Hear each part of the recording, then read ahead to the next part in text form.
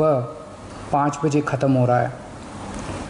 जिस तरह से तेज़ी से केसेस बढ़ रहे हैं दिल्ली के अंदर, उसको देखते हुए ये लॉकडाउन लगाना बहुत ज़रूरी हो गया था। ये एक तरह से आखिरी हथियार है कोरोना के से डील करने के लिए, लेकिन जिस तरह से केसेस बढ़ रहे थे ये आखिरी हथियार इस्तेमाल करना ज़रूरी हो गया था। लेकिन अभी भी कोरोना का कहर जारी है और कोरोना कम नहीं हो रहा।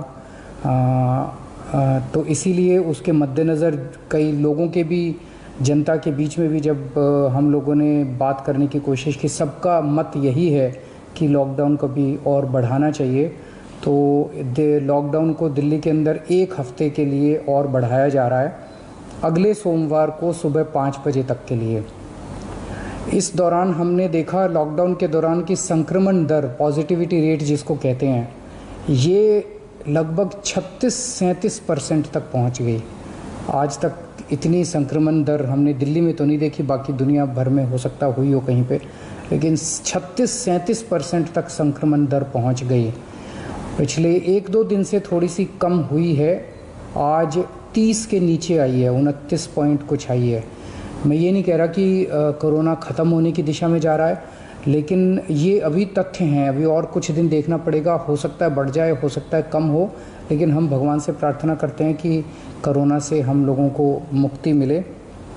पिछले कुछ दिनों से हम देख रहे हैं कि दिल्ली में ऑक्सीजन की काफ़ी ज़्यादा समस्या हो रही है, दिल्ली में ऑक्सीजन की काफ़ी कमी महसूस हो रही है। दिल्ली की इस वक्त ज़रूरत 700 टन की है और हमें केंद्र सरकार से 480 टन अलॉट हुई है। कल 10 टन और अलॉट किया केंद्र सरकार ने, 490 टन अब दिल्ली को अलॉट हुई है।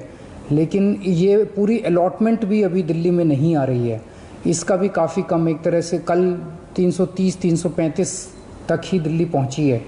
तो 700 टन की ज़रूरत है इतने कोरोना की महामारी में, उसके मुकाबले में 330-335 ही पहुंच रही है। ये दिल्ली जो ऑक्सीजन की कमी है, दिल्ली के अंदर ऑक्सीजन पहुंच नहीं रही है, जगह जगह से जो ऑक्सीजन आनी है, ये एक बहुत बड़ा कारण है जो ऑक्सीजन की कमी जगह जगह अस्पतालों में महसूस हो रही है।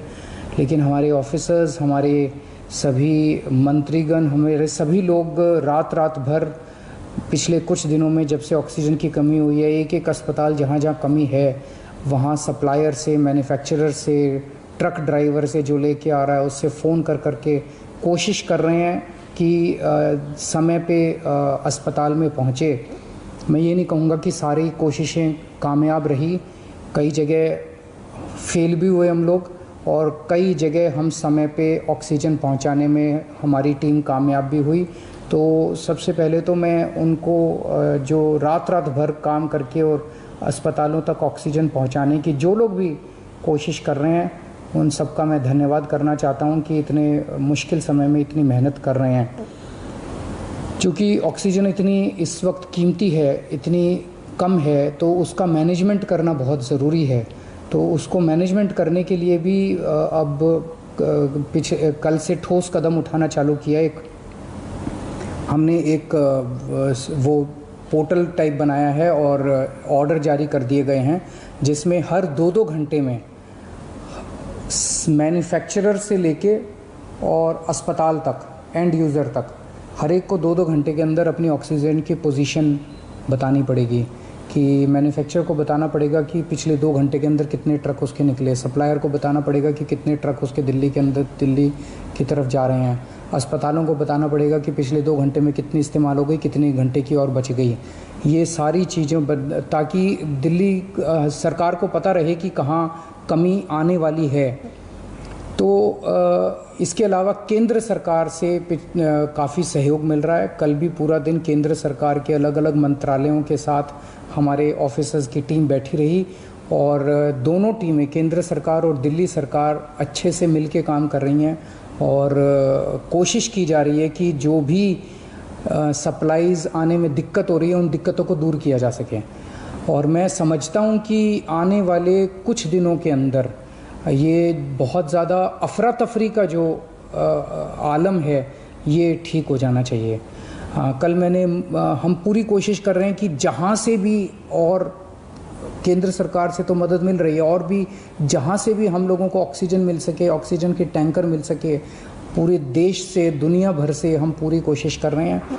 कल देश के सभी मुख्यमंत्रियों को मैंने चिट्ठी लिखी है कि अगर आपके यहाँ, आपके राज्य में, गवर्नमेंट में या किसी कंपनी में कोई ऑक्सीजन की पॉसिबिलिटी हो तो हमें ऑक्सीजन मुहैया कराइए, ऑक्सीजन टैंकर मुहैया कराइए। कुछ एक राज्यों के साथ बातचीत भी शुरू हुई है। जब भी कुछ कॉन्क्रीट नतीजे आएंगे मैं आपको ज़रूर बताऊंगा। लेकिन बहुत ज़्यादा कठिन परिस्थिति है। इन कठिन परिस्थितियों के अंदर सब मिल के काम कर रहे हैं। मैं उम्मीद करता हूं कि ये जो इतनी बड़ी इमरजेंसी क्रिएट हो गई है, इससे हम लोगों को जल्द छुटकारा मिलेगा। बहुत बहुत शुक्रिया।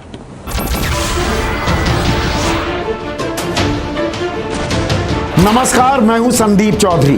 अगर आपको ये वीडियो पसंद आया हो तो इसे लाइक और शेयर जरूर करें, और हाँ, हमें सब्सक्राइब और फॉलो करना ना भूलें ताकि आप देश और दुनिया की कोई खबर मिस ना करें। तो जुड़िए हमारे साथ और देखते रहिए News 24।